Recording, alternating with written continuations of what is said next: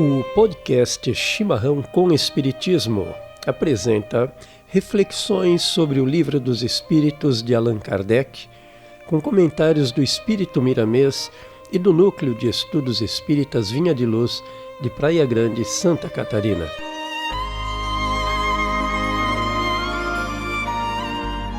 Neste programa abordaremos a questão 146. A alma tem no corpo sede determinada e circunscrita? Resposta dos espíritos: não.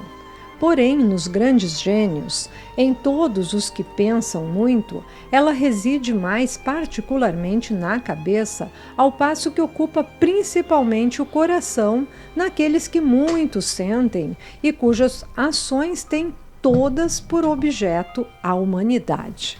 Questão 146A. Que se deve pensar da opinião dos que situam a alma num centro vital? Resposta dos espíritos: quer isso dizer que o espírito habita de preferência em parte de vosso organismo, por ser aí o ponto de convergência de todas as sensações. Os que a situam no que consideram o centro da vitalidade, esses a confundem com o fluido ou princípio vital. Pode, todavia, dizer-se que a sede da alma se encontra especialmente nos órgãos que servem para as manifestações intelectuais e morais. Comentário do Espírito Miramês. Muitos já se preocupam com a função da alma no corpo. Isso é motivo de muita alegria para os espíritos superiores que nos orientam. As descobertas surgirão gradativamente, através de estudos e pesquisas. E nesse esforço dos homens entra a bondade de Deus, através dos meios de que dispõe, que são infinitos, para revelar aos mesmos homens as verdades que confortam e libertam. A doutrina espírita é uma dessas misericórdias de Deus. Ela veio familiarizar os homens com espíritos desencarnados, favorecendo, assim, o intercâmbio entre eles. E isso se dá em qualquer lugar do mundo, entre qualquer raça ou casta. E damos continuidade aos comentários do Espírito Miramês. Diz ele: a verdade é sempre um sol, cuja existência não se pode negar, porque os seus raios dissipam as brumas da ignorância, aquecendo mesmo os que não a aceitam. Os intelectuais e místicos meditavam e por vezes escreviam muita coisa sobre a relação da alma com o homem, onde esta se encontrava no domínio do corpo. Eles procuravam e, por fim, a resposta veio pelo processo de uma doutrina que poderia responder a essas perguntas. Iniciamos os nossos comentários então, Paulo, do Núcleo de Estudos Vinha de Luz. Amigos ouvintes, nós temos aqui o livro O que é o Espiritismo, de Allan Kardec, e ele nos elucida esta questão dizendo que a alma não está, como geralmente se crê, localizada num ponto particular do corpo. Ela forma, com o perispírito, um conjunto fluídico, penetrável, assimilando-se ao corpo inteiro, com o qual ela constitui um ser complexo, do qual a morte não é, de alguma sorte, mais do que um desdobramento. Pois é, Martinha, e o codificador afirma ainda mais. Podemos figuradamente supor dois corpos semelhantes na forma, um encaixado no outro, confundidos durante a vida e separados depois da morte. Nessa ocasião, um deles é destruído, ao passo que o outro subsiste. Podemos dizer então, Paulo, que entendemos, pela explicação do codificador, que a alma não tem sede, ou seja, está no corpo inteiro. Voltamos ao comentário do Espírito Miramês.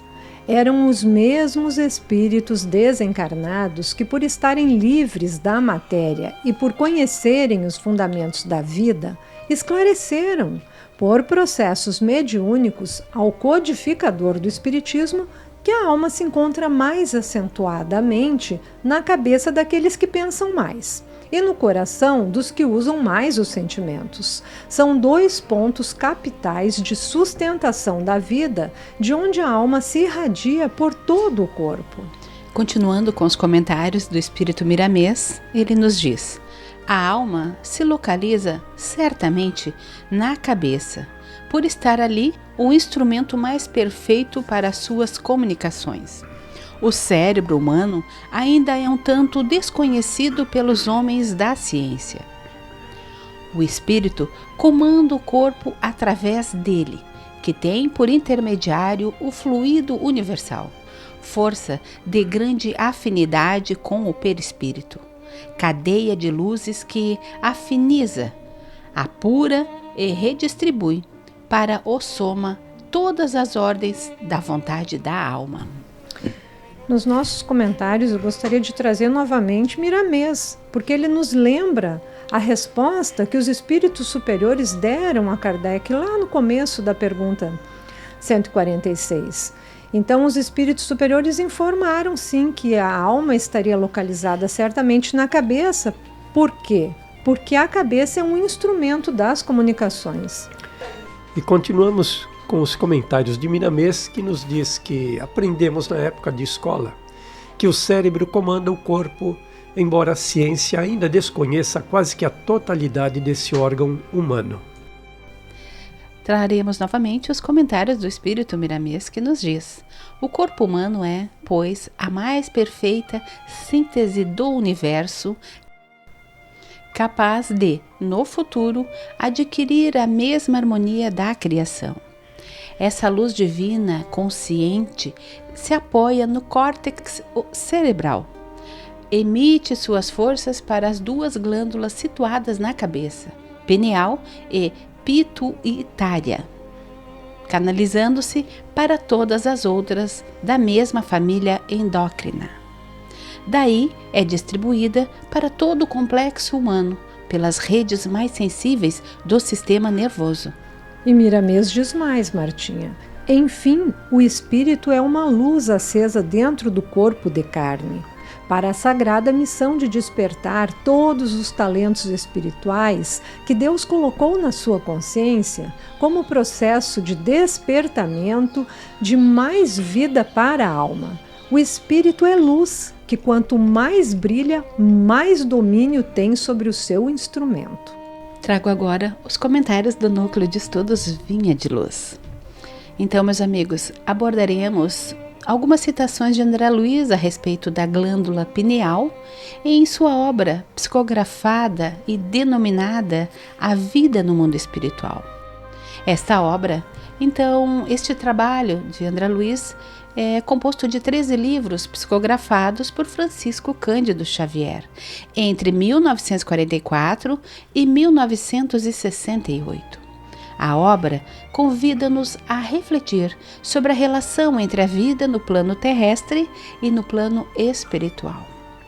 Podemos aqui também dizer que temos uma vasta literatura, então, para falar deste assunto que é científico e que a doutrina espírita tem este vasto acervo que trata deste assunto muito antes da ciência trazer aos homens, trazer para os bancos escolares as comprovações. Comprovações. É que a gente, estudando a doutrina, a gente aprende que tudo que existe aqui é uma cópia do mundo espiritual.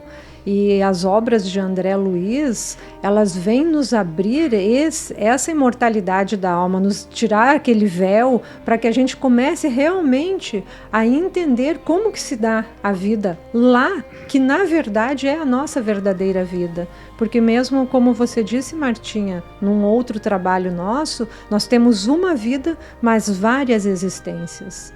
E a respeito dessa antecipação que a doutrina trouxe a respeito desses dados científicos, nós temos inclusive pesquisadores como o Luquet, que com seus colaboradores, num artigo intitulado Aspectos Históricos e Culturais da Glândula Pineal, um livro lá de 2013, ele trazia essas informações, não é, Martinha?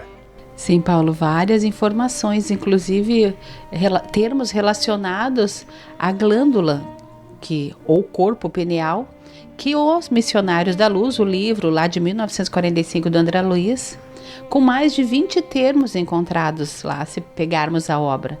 Seguindo pelo livro No Mundo Maior, de 1947, também, e Evolução em Dois Mundos, de 1958.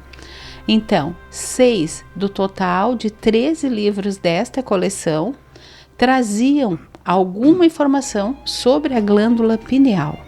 Pois é, Martinha, e essas informações sobre a glândula pineal, nos temas abordados pelo autor espiritual André Luiz, vamos sintetizá-los da seguinte forma: informação a respeito da conexão espiritual da glândula pineal em 7 passagens, saúde mental em 6 passagens, função reprodutiva 4 passagens, função endócrina 4 passagens, criticismo à teoria de que o órgão não possui função 2 passagens, atividade física 1 passagem e descrição do hormônio secretado pela glândula 1 passagem. Além disso, amigos, anota-se um total de 6 passagens relatando visualizações de luz emitida pela glândula pineal durante a ocorrência do fenômeno mediúnico. Podemos então dizer que André Luiz descreve a consciência, Regina, do ser encarnado como sendo uma manifestação resultante da interação entre espírito e cérebro físico, mediada através do perispírito, ou aqui então podemos dizer o corpo espiritual, conforme compreendermos nas leituras que tu foi citando agora, mas temos em especial o livro No Mundo Maior. Nesta obra, então, a qual citei, o cérebro é descrito como a interação de 3 compartimentos distintos e são representados por cérebro inicial, cérebro motor e lóbulos frontais. No cérebro inicial, temos o tronco cerebral, diencéfalo e cerebelo. Cérebro motor. Aí estão o córtex assistencial e lobos frontais, que são constituídos por córtex pensantes, em especial a região pré-frontal e córtex límbico. A consciência e o fluxo da consciência se manifestam utilizando os recursos cerebrais destas 3 áreas. Em Evolução em Dois Mundos, então o livro publicado em 1958, a relação entre pineal e consciência é descrita pelo autor espiritual tal como uma tradução e seleção dos estados mentais diversos, nos mecanismos da reflexão e do pensamento, da meditação e do discernimento. Assunto complexo, hein, amigos? Esses dados que trazemos são do médico neurocirurgião Leandro Flores, colaborador do Centro Espírita Paulo de Tarso, de Brasília, lá no Distrito Federal. Ele nos explica que modernos estudos neurocientíficos se utilizaram da técnica de ressonância magnética funcional para pesquisar o possível papel da glândula pineal em relação aos estados conscientes, evidenciando grande atividade desta estrutura durante a meditação, confirmando uma das funções antecipadas por André Luiz lá no livro de 1958, Evolução em Dois Mundos. Outras evidências quanto à conexão entre a pineal e a consciência parecem encontrar guarida no conhecimento do papel da ordenação temporal da memória, que corresponde a uma das atribuições mais importantes da consciência. Pois é, Regina. Vejamos aí que o cérebro humano vai armazenando as memórias associadas às recordações de fatos ocorridos no passado, sempre de uma forma ordenada, temporalmente, e em uma área encefálica conhecida como hipocampo, uma área que envolve diversas estruturas interligadas e que é ativada toda vez que fazemos evocação de arquivos de memória de qualquer natureza. E o neurocirurgião, o Dr. Leandro, ao qual a Regina se refere, ele continua a explicar que André Luiz também definiu a glândula pineal como o principal conector do ser encarnado com o mundo espiritual. Dr. Leandro ainda nos descreve, deste livro Missionários da Luz, pelo espírito André Luiz, uma manifestação mediúnica muito interessante. Aspas então para esta fala. A pequena glândula se transformou em um núcleo radiante e seus raios formaram uma flor de lótus envolta por sublimes pétalas. Pois é, Martinha, veja só, né? A união do que vem sendo declarado pelos espíritos, aqui no caso André Luiz, médico, com os médicos aqui deste plano encarnado, tendo a mesma confirmação, constatando as mesmas funções desses órgãos situados no cérebro. Podemos ver, Paulo, que nesta passagem o espírito então relata o que ocorria no sistema nervoso de um médium encarnado, enquanto psicografava uma mensagem durante uma sessão mediúnica. Além disso, André Luiz também relatou a presença de um grande fluxo de energias viajando ao longo do sistema nervoso central do médium, identificando a epífise pineal como uma estrutura central para as comunicações com o plano espiritual. Descreve também que você pode ver que todo o centro glandular é uma fonte de energia elétrica no exercício mediúnico de qualquer modalidade. A epífise desempenha o papel mais importante. É nela, na epífise, que reside o sentido novo dos homens. Entretanto, na grande maioria deles, a potência divina dorme embrionária. E nós temos tais relatos que fornecem importantes pistas para o entendimento do mecanismo físico que explicaria então o fenômeno mediúnico do qual a pineal parece ter um papel central, hein, Martinha? O cérebro humano, mesmo quando se encontra em repouso, é capaz de gerar campos de energia eletromagnéticas ao seu redor.